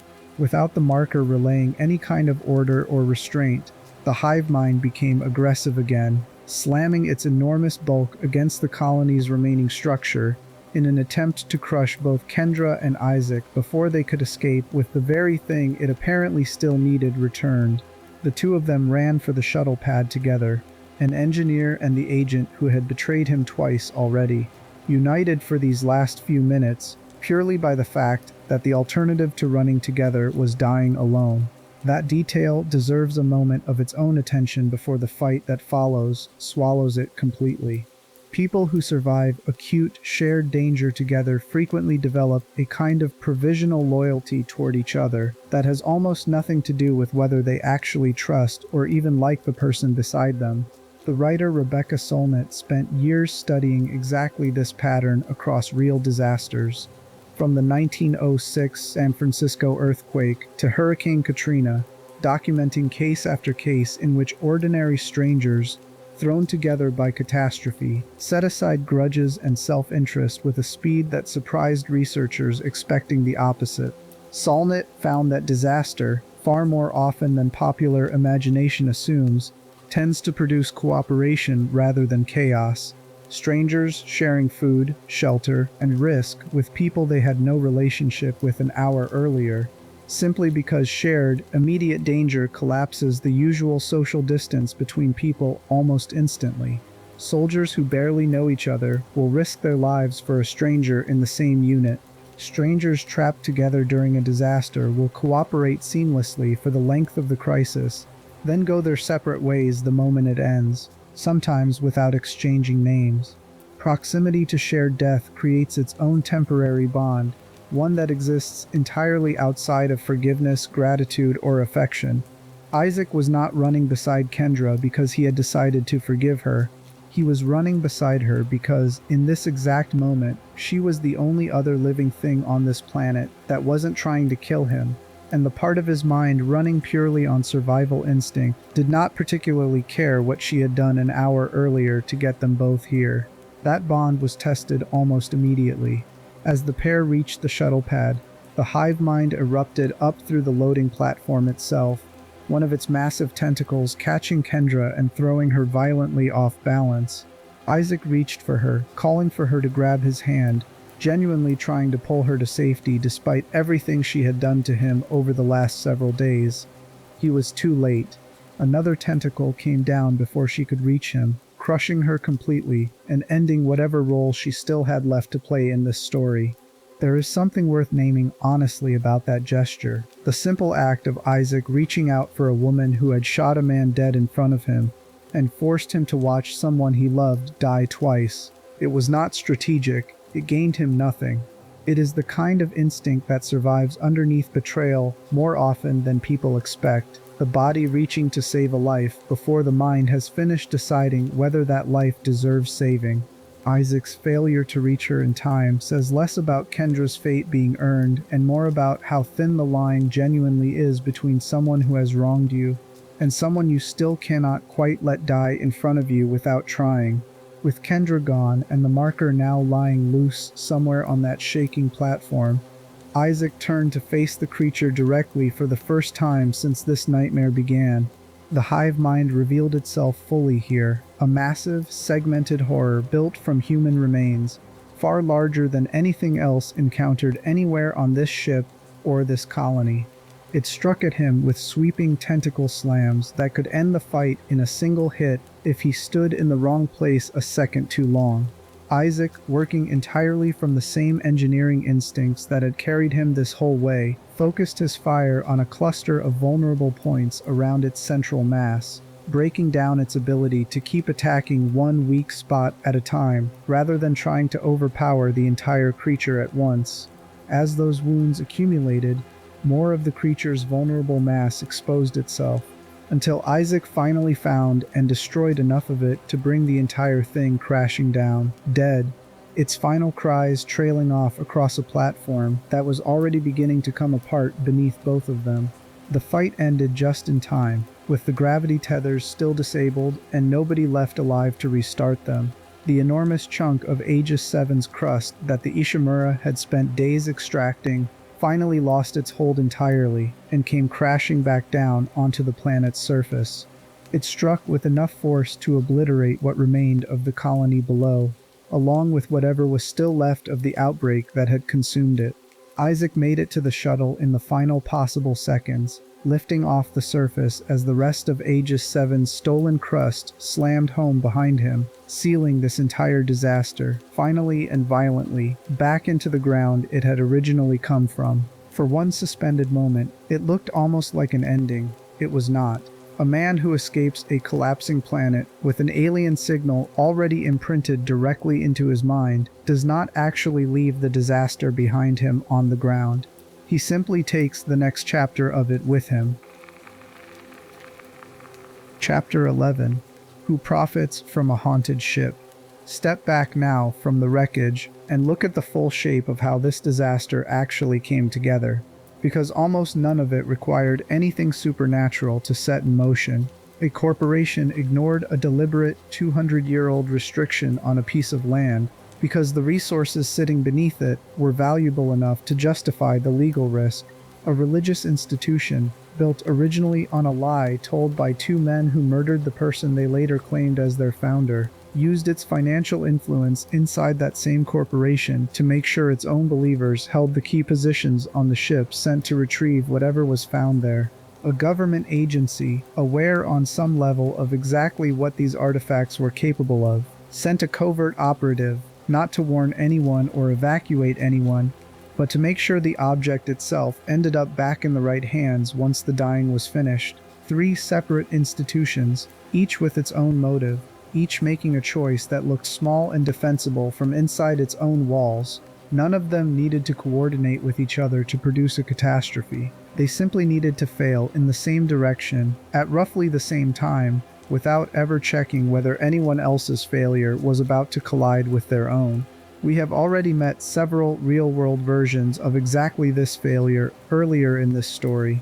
Max Weber's account of how a movement converts a dead founder's charisma into permanent doctrine explained how unitology survived the death of a man who never wanted to lead it. Diane Vaughn's account of how NASA slowly talked itself into accepting a known flaw explained how Aegis VII colony management redefined catastrophe downward, week after week, until 40% of its own population was symptomatic before anyone called it a crisis. The Bhopal disaster showed exactly what it looks like when a documented warning, raised by someone with direct knowledge of the danger, gets overruled by someone whose priorities sit somewhere else. The same shape as Matthias overruling Vincent and Kine, Jonestown showed what a theology built to absorb its own catastrophe can do to 50 engineers and miners, 3 centuries after the men who built that theology were already dead. None of these are coincidental echoes. They are the same small number of human failure patterns, recurring at every single scale this story touches, from one murdered scientist to an entire colony to an entire ship. There is a model from accident research that helps explain why a disaster like this rarely traces back to one single point of failure, and it deserves to be named properly rather than left as a vague metaphor. In 1990, the psychologist James Reason proposed what has since become one of the most widely used frameworks in safety science, sometimes called the Swiss cheese model. Reason pictured an organization's safety defenses as a stack of slices, each one riddled with small shifting holes representing individual weaknesses. Most of the time, a hazard moving through the system runs into a slice without a hole in the right place and gets stopped cold. A genuine disaster happens only on the rare occasion when the holes in several separate slices happen to line up at once, letting the hazard pass straight through every layer that was supposed to catch it. Apply that model here and the picture becomes uncomfortably specific rather than abstract. The restricted zone around Aegis VII was the first layer, and it failed the moment a corporation decided the fine for breaking it was smaller than the profit for ignoring it. Colony management was the second layer, and it failed the moment leadership chose to interpret early violence and suicides as isolated incidents rather than warning signs. The exact normalization of deviance Vaughn documented at NASA. Onboard command of the Ishimura was a third layer, and it failed specifically because the man at the top of it, Captain Matthias, valued his religious convictions over the urgent, repeated objections of both his own security chief and his own lead researcher. The same dismissal a Bhopal supervisor offered the night shift workers who first noticed the leak. Unitology's role in this chain deserves particular attention on its own terms, because it is easy to treat the church simply as background color, a strange cult that happens to exist in this universe, rather than as an active participant in the actual mechanics of the disaster. There is a term from economics worth borrowing here, usually applied to industries rather than religions. In 1971, the economist George Stigler described a phenomenon he called regulatory capture, where the people or institutions supposedly being watched and restrained by an outside authority end up quietly influencing or even controlling that authority instead, until oversight stops functioning as a check and starts functioning as cover. Unitology never held formal regulatory power over the CEC on paper. In practice, through stock ownership, internal influence, and a captain who answered to his faith before he answered to basic operational caution, the church achieved something close to the same effect. Hanford Carthusia, the colony's own manager, was himself a devoted unitologist, which meant the one person positioned to make a clear-eyed, protective call about an unknown and clearly dangerous object was also the person least likely to view that object with any suspicion at all. EarthGov's involvement complicates the picture even further, because it reveals that the government was never simply a victim of corporate recklessness either. Kendra's presence on that repair crew was not improvised. It was planned, funded, and approved by people who understood enough about the marker's history to know exactly what kind of operative they needed to send, and exactly what that operative's actual priorities should be once she got there. Containing the artifact mattered more than saving the people guarding it.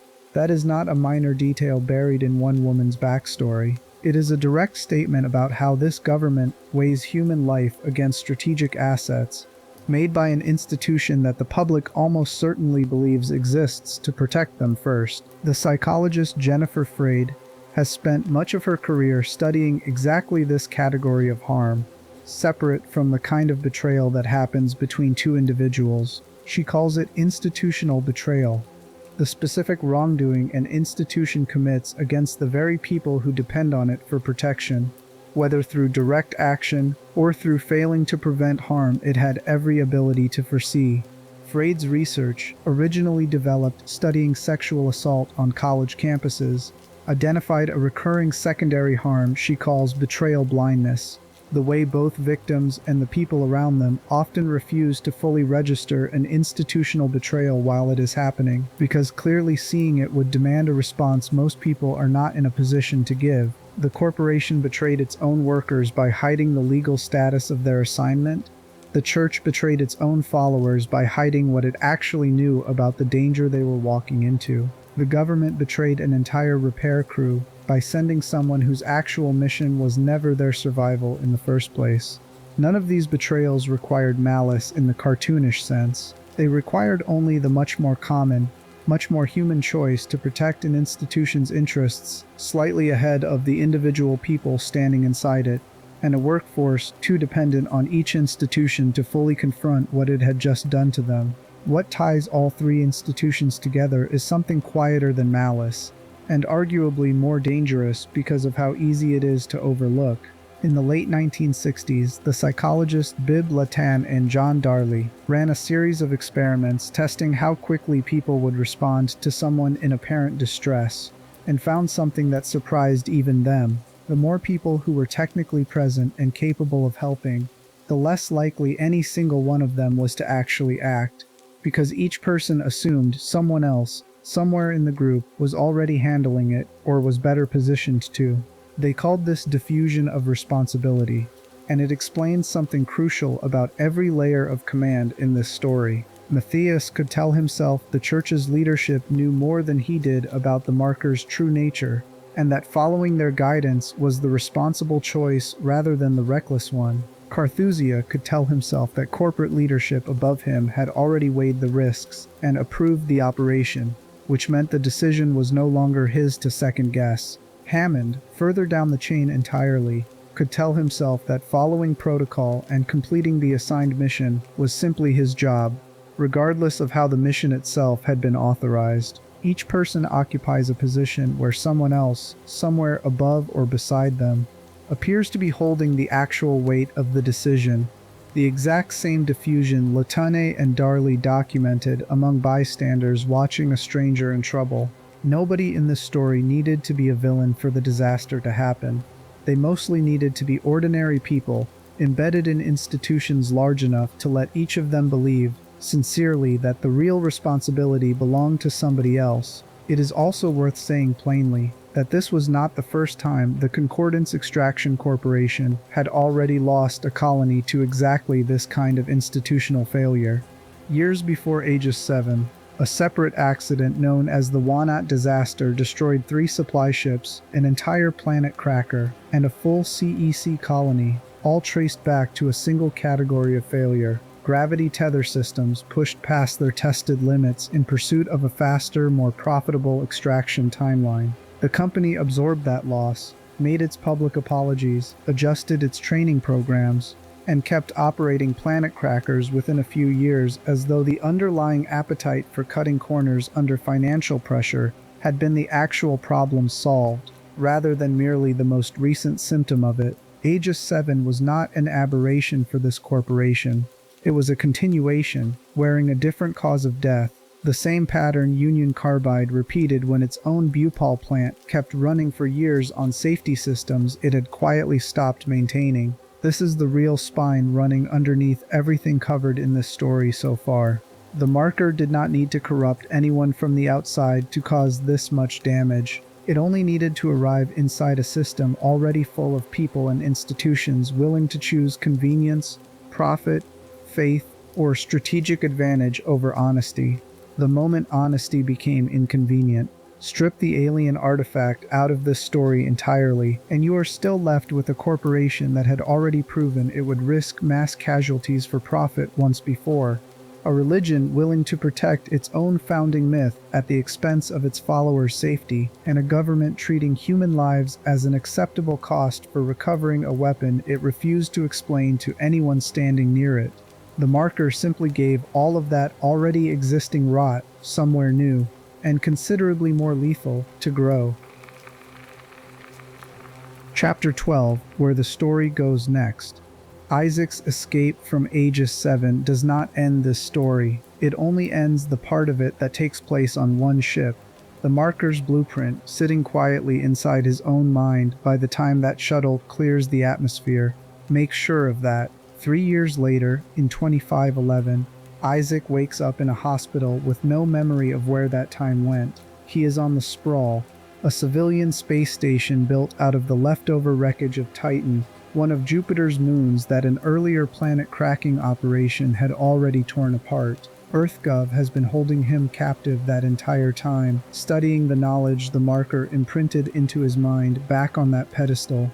And a new outbreak begins almost the moment he is freed. Hallucinations of Nicole return immediately, more violent and more convincing than before, dragging him through a station that an EarthGov administrator named Hans Tiedemann is actively working to keep him from escaping. A fellow captive named Nolan Strauss believes he and Isaac share a destiny to destroy the new marker together, a belief that curdles into violence once Strauss's own dementia overtakes him completely. Isaac survives the sprawl alongside a pilot named Ellie Langford, finally confronting the Nicole hallucination directly inside his own mind and destroying both it and the marker that built it, before the station collapses around him. A handful of years after that, the story moves again, this time to Tau Volantis, a frozen, water-covered planet that turns out to be something closer to a victim of the markers than their actual source. Isaac is pulled back in by Ellie and a soldier named John Carver, whose own family was murdered in front of him by a unitologist extremist named Jacob Danik, the leader of a militant faction convinced that completing convergence justifies any amount of bloodshed required to get there. What the team finds beneath that ice is the closest thing this entire saga ever offers to an actual origin story. An alien civilization, 2 million years dead, that discovered a marker of its own, built copies of it, and was consumed by a convergence event so severe that the survivors froze their entire planet rather than let it spread any further.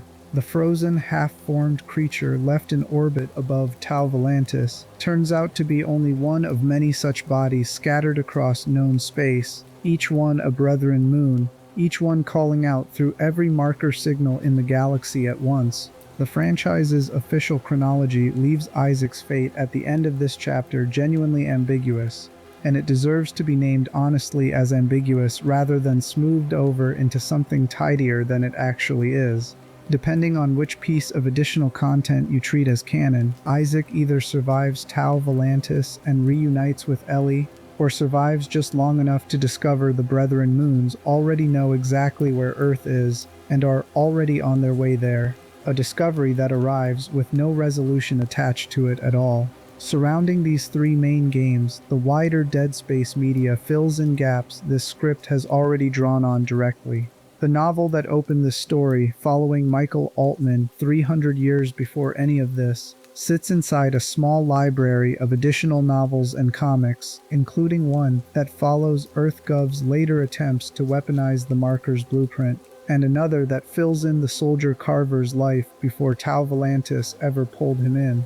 An animated film covers the final hours aboard the Ishimura before Isaac ever boards it, the same hours this script spent its early chapters reconstructing from scattered logs. A second film picks up shortly after Isaac's escape, following an EarthGov crew ordered to test the recovered marker fragments on an unsuspecting new set of subjects. Because apparently nobody in this universe ever stops believing the next attempt will go differently from the last one. It would be incomplete to end a story this focused on institutions choosing profit over safety without being honest about what has actually happened to this franchise in the real world, because the parallel is almost too clean to leave out. The 2023 remake of the original game was, by nearly every account, a genuine creative success, praised by critics and longtime fans alike for honoring the original while meaningfully expanding it. It did not sell well enough to satisfy the publisher behind it. Reports throughout 2024 and 2025 described a planned remake of the second game being quietly shelved. the development team reassigned to other projects, and sources close to the publisher describing the entire franchise as effectively on ice, with no new entries currently in active development. The series creator has reportedly continued pitching ideas for where the story could go next, pitches that have so far gone nowhere. As of this recording, the publisher itself is in the middle of being sold in a deal that could change ownership of the entire studio, and there is at least some public optimism that new ownership might eventually reconsider what to do with a franchise that critics loved and audiences simply did not buy in large enough numbers to justify the cost of continuing it. There is something almost too fitting about that outcome, given everything the script has spent its time examining. A story built entirely around institutions deciding that a profitable outcome matters more than an honest or a worthwhile one is now, in the real world, sitting on a shelf for exactly that same reason. Whether anyone ever returns to finish telling it is, at the time of this recording, genuinely unknown, which means Isaac Clarke's fate and this franchise's fate currently share the same uncomfortable, unresolved status. Both are still out there somewhere, waiting to find out if anyone with the power to decide thinks they are worth finishing. Chapter 13. What's Left of Isaac Clarke. Isaac's shuttle cleared Aegis VII's atmosphere just as the planet's stolen crust finished its collapse behind him, leaving the wreckage of an entire colony, an entire ship's crew, and centuries of buried history sealed back beneath the surface it had originally come from. For one brief stretch of silence, alone in that cockpit, it would have been reasonable for him to believe he had actually survived this. The body that found him next, drifting and bloodied on the screen in front of him, made it clear exactly how much of this experience was going to keep following him regardless of distance. Nicole appeared to him one final time aboard that shuttle, no longer calm, no longer guiding him towards safety the way she, or rather Elizabeth Cross wearing her face, had done for most of this journey. This version of her was hostile, violent, and unmistakably wrong in a way that finally matched what she actually was. The blueprint the marker had imprinted directly into Isaac's mind back on that pedestal had not simply been informational, it had been an opening, a foothold the artifact intended to keep using long after its physical body had been crushed under a few trillion tons of falling rock. Isaac, alone, exhausted, and already carrying more grief than one mind should reasonably survive intact, found himself promising this hallucination that he would build something for her, a small, almost tender phrase that should sound disturbing rather than comforting once you understand exactly what kind of architect the marker was hoping to recruit. EarthGov eventually recovered Isaac's shuttle, finding him in a state that surviving records describe simply as crazed, and transported him for medical examination rather than debriefing. What had actually happened on the Ishimura and Aegis VII never reached the public in anything close to an accurate form. The disaster that killed nearly everyone involved was quietly recast in official channels as something closer to a terrorist attack than an outbreak triggered by an illegally retrieved alien artifact and the institutions that fought over what to do with it. There is a real, well-documented pattern of exactly this kind of institutional response,